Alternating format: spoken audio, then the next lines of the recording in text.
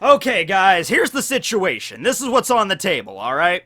So, I thought of, in my own opinion, the single best intro for this video. I mean, it was just blow you out of the water, right? I wrote a script, I hired actors, we rehearsed in a community theater for 13 hours straight until we nailed it. I recorded it, edited it, ready to go, and I was about to use it for this video, but you know what? I deleted it immediately because today my dog thought it would be fun to try to drive my car, and it was the single most adorable thing ever, so we took pictures of her, and I think that immediately trumps anything I had in store for you guys, so yeah. Alright, so last episode of One Piece, we finally saw Green Bull. I say saw because he is perpetually veiled in the fog of silhouette to the point where I've actually been wondering, does he have the silhouette fruit? Because it's possible. You know, I love that. I mean, that's a common cliche. It's a common trope in a lot of manga and anime when a character is introduced, but the mangaka doesn't want us to actually see what they look like yet. They'll veil them in shadow or keep them obscured behind something. And you know, that makes sense when it's inside like an old creepy castle or something. Like there's a meeting of all these really strong knights or something, and then there's one really mysterious knight off to the side, and you can't even really see him, but you just see his armor and a little bit of his eyes, and just like, yes, I understand. You know, ooh, who's that dude? But it's funny because in this last episode, Green Bull and Fujitora are chilling out on this veranda outside of Marijois in broad daylight. The sun is shining down. You know, they're basically having a picnic. Fujitora is sitting at a table just munching down on some soba, I guess, and freaking Green Bull's just chillaxing on a reclining, you know, like lawn chair or something, and you still can't see him. He's still like perpetually in shadow, so it's like, alright, whatever. I mean, Moria already has the shadow fruit, but silhouette fruit? Hey, who knows? It might be really broken. But no, funny thing is, I've actually sat back and thought about it. I've never made a dedicated video on Green Bull before, and I think the reason for that is I did that contest last year, the Green Bull art contest, where we got a lot of really cool art entries there that we looked over and we judged and everything about like possible designs for Green Bull, which I feel like I got like over, I think like 400 or 500 designs in that contest. I feel like at least one of them at the end of the day has to kind of ballpark the general layout of Green Bull, because we got his silhouette. We know he has like long flowing locks of hair and stuff, so we know generally what he looks like, so I'm guessing at least one of those drawings got it right. So we'll wait until we finally get to find out what he looks like. But yeah, never made a dedicated video about him, although I'm under the opinion, and a lot of people are under the opinion, that he has some sort of devil fruit that allows him to manipulate nature or plants in some way. Okay, now this isn't just because, you know, he's Green Bull and you think, the first thing you think of when, alright, some kind of superpower that involves around the color green. Usually you're gonna go to nature, grass, you know, wood manipulation. Hashirama cells! No, not Hashirama cells, although maybe. That's not the only reason though, okay? But, you know, the Admiral's devil fruit abilities do seem to follow a relatively simplistic theme, you know, like, okay, Akainu's color is red. Alright, well, I heard a lot of theories. I mean, the popular ones were either magma or blood before Akainu's power was actually revealed at Marineford. I heard a lot of theories like, oh, he can control lava or he can control blood. Alright, and it turned out lava. Aokiji, ice, makes sense. Kizaru, light, makes sense. I mean, not all light is yellow, but you understand, you know, from like a perspective of like drawing it or depicting it in the anime, it's usually depict light as yellow, right? So there's that. Fujitora, I'll give it to you, is a little bit more abstract because it's gravity. It's the Zushi no Mi. So yeah, but in the anime, whenever he uses it, it's like a purple haze sort of thing, kind of covers him. And then whenever he's manipulating objects and stuff, because gravity, I mean, gravity doesn't really have a color. Does gravity have a color? Physicists, let me know if gravity has a color. But I feel like if gravity did have a color, it would be purple. Am I the only one that thinks gravity's color should be purple? That might just be a collective thing that maybe a lot of comic books and throughout the years have always depicted gravity manipulation as purple, but I feel like that should be the color of gravity. But anyway, no. The other reason why I think he has the power of some nature devil fruit, or to take on the traits of plants, is the simple fact that he hasn't eaten anything in 3 years. Yeah, 3 freaking years. Okay, now, you could just write this off as just like a quirky thing that his characters do, because Oda always likes to do that. You know, like you had Zio as a member of the New Fishman Pirates, and his quirky little thing was he would always act right, even though if he was horribly wrong. You know, like he's sitting on the ground and he's like, I am invincible now, and someone would step on his face and like crush his nose and be like, oh man, I'm sorry, but like, I meant to do that though. This is my ultimate plan, to headbutt your foot so hard you would die. You know, so there's always like little quirky aspects of the characters, but no. Not eating anything for on a 3-year-long fast, that seems to be a rather significant trait of your character, right? If it was just like an ordinary fast, if it was just like Fujitora mentioned, like, yeah, you haven't eaten in 2 days, I'd be like, all right, yeah, I mean, that's a little bit, you know, interesting, but I wouldn't immediately connect it back to his devil fruit. No. See, this has always fascinated me, okay? This is even a power that I kind of thought of, because I am an anime dork, and what anime dorks when they're in high school do is we sit around study hall writing down possible OCs and different abilities for our OCs, right? Please tell me I'm not the only one that did that. Please tell me I'm not alone in middle school, in freaking high school. You know, I was like, I really like Bleach, so I'm gonna come up with all my custom Zanpakuto powers. This one can destroy the world. You know, I'm not the only one that did that, but one of the abilities I thought would be really cool to have is the ability to take on the traits of plants, in the sense that plants do not require the sustenance in the same way that humans require sustenance to live. Humans have to keep eating, all right? Plants, they can suffice on the nutrients in the ground, so it's a form of eating, but not the same way, and also the sunlight. Okay, and this power was also expanded upon in Attack on Titan, which I just watched the first episode of the second half of Season 3, and oh my god, it's gonna be awesome! Freaking Shiganshina battle! Yes! But, you know, there's that. Okay, fine.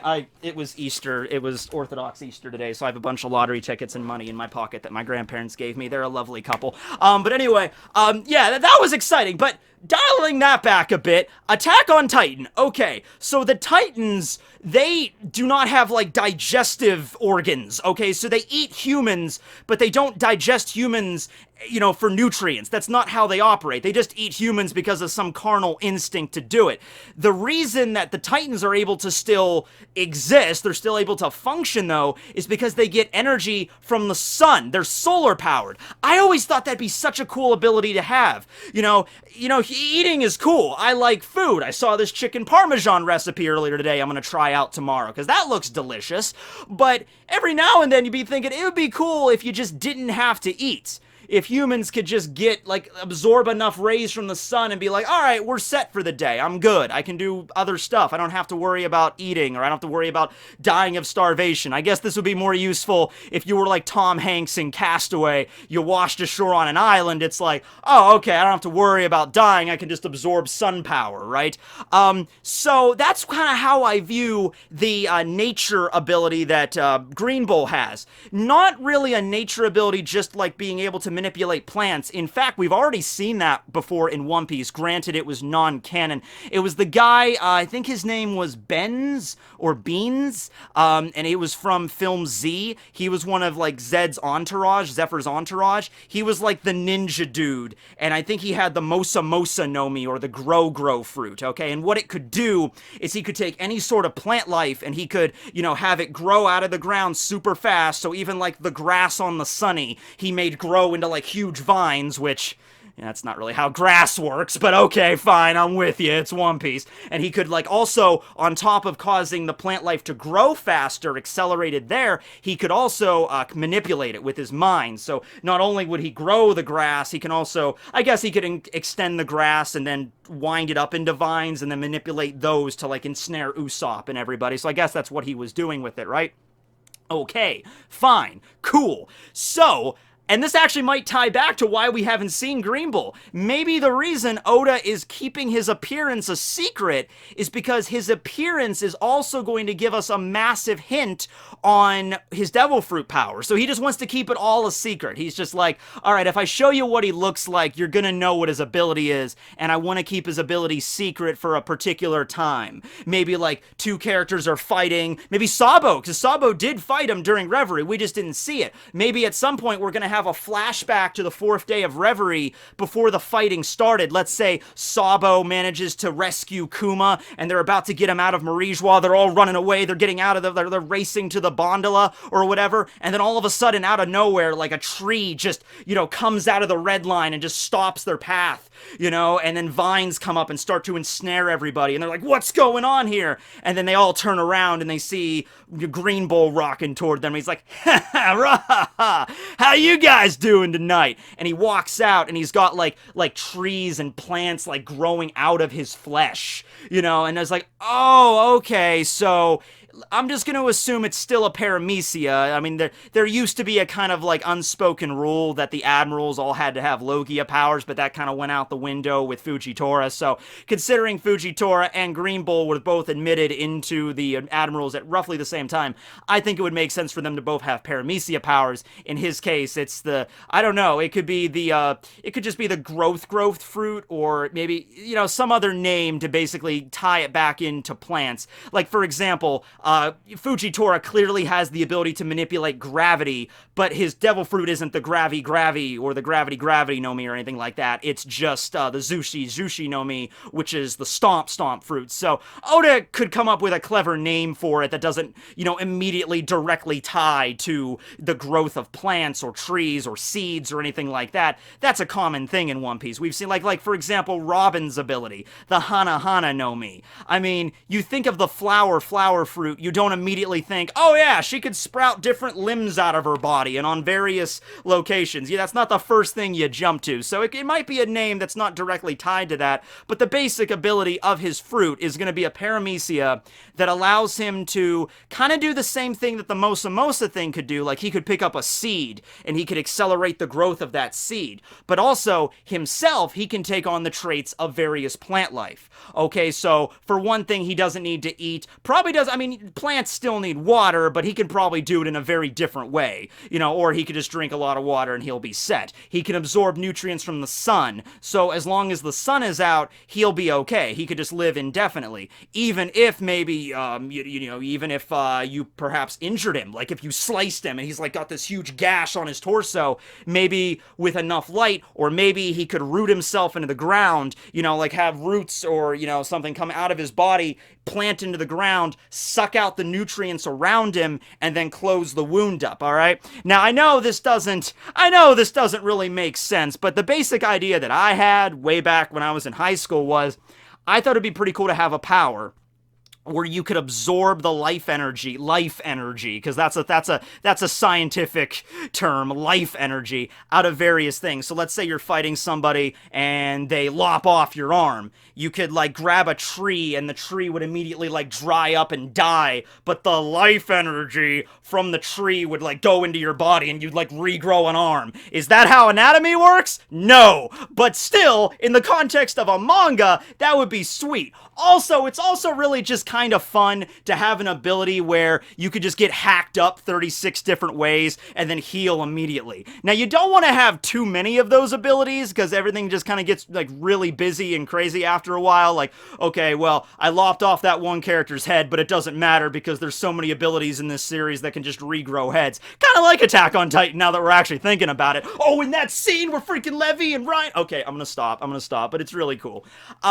Yeah. But that's something maybe generally like that with Green Bull. Like, Green Bull could walk out, even if, let's say, Sabo and Morley and Lindbergh, let's say they get the jump on Green Bull. Let's say they attack him first, and they just riddle him full of, like Sabo lights him on fire, Morley, like, drives his pitchfork through him, Lindbergh takes out some laser rifle and just like, and they just unload on him, and he drops to the ground, and they're thinking, well, he's taken care of, he's done. And then he like roots himself into the ground, and all of his, like, all the plant life around them in Marijois just dies, and then he just comes back to life. Or he could make like a clone of himself, you know, and so the clone would attack, you know, like plants a root underground and the root looks like him and it tries to attack, you know. He's still an admiral, so whatever devil fruit he's going to have is gonna like be high spec beyond belief. It's gonna be like, all right, yeah, Fujitora has this ability to manipulate gravity. He knows how to use it really, really well, to the point where he can drag meteors down into the freaking, you know, planet's surface. That's a pretty cool ability, right? So I'm thinking it's some kind of nature ability like that, and it's just a crazy degrees. And we haven't really seen, outside of that Bins dude from Film Z, we really haven't seen any other devil fruit that can manipulate wood or plants or seeds. The closest thing canonically that we've really gotten two devil fruits. We got Big Mom's soul fruit, where she can take souls out of humans and throw them into like trees and things to make a homie. So yeah, and the tree will listen to whatever Big Mom says. Like, she creates King Bomb, and King Bomb is a tree, and he can still move and everything. Doesn't seem to have the accelerated healing thing though, because he still got sliced in half. And he didn't heal himself either. It was his fiance, Lady Tree, that literally like stitched him back up. That's how he was able to heal himself, right? It's not like he just, hold on a second, Nami, let me just root myself into the ground and just suck up some nutrients. I'll be right as rain in a few seconds here. So there was that fruit, and then there's also Shinobu's mature fruit. We had in Wano, the most recent arc, where she can accelerate the growth of things to the point where she can accelerate the growth of like the ground, and it will like sink. But that's not really the same thing as Fujitora. I'm not Fujitora's, Green Bull's. I'm just trying to think of like other devil fruits that have manipulated plant life in some way. I guess you could also throw the Kage no Mi into there. Kind of, just because they were able to make like demented tree zombies that are like, you know, freaks of nature. Like, why would you create a Frankentree? What purpose does the Frankentree serve? Yeah, so beyond like those kind of devil fruits that take souls or shadows out of humans and you can give them to trees and other plant life and give them life in their own way, or I guess more sentience, because trees and plants, they're already alive. You know, I'm not discriminating against plants. That grass out there is alive. Okay, cool, great. So, yeah, though, I'm pretty much set on this, the whole nature thing, but if you have another idea on what Green Bull's power is, have at it. Let me know. Whatever power you come up with, I'm interested in hearing how you think it ties into his fasting, because I definitely think that has to connect to his devil fruit in some way. Like I said, if it was a couple days of fasting, all right, whatever, he's in the middle of a fast, who cares? 3 years, that's ridiculous. Or was it 2 years? 2 years, 3 years, doesn't matter. Any kind of year, if your fasting is passing the year mark, there's got to be something else going on here to keep you alive, right? And I think it also ties back into why we haven't seen his face. But anyway, yeah. Thanks for watching, everybody. I'll show you the picture of my dog again because she's adorable. It took us 5 minutes to get her out of the car. That was the funny thing. She just didn't want to get out, and by the time we did get her out, we kind of all felt collectively bad for her. Like, all she wanted to do was drive the car. Maybe we should have let her. I don't know, but okay. And that's pretty much it. I'm not even gonna say it. I'm just gonna let my dog play us out. All right. Later, everybody.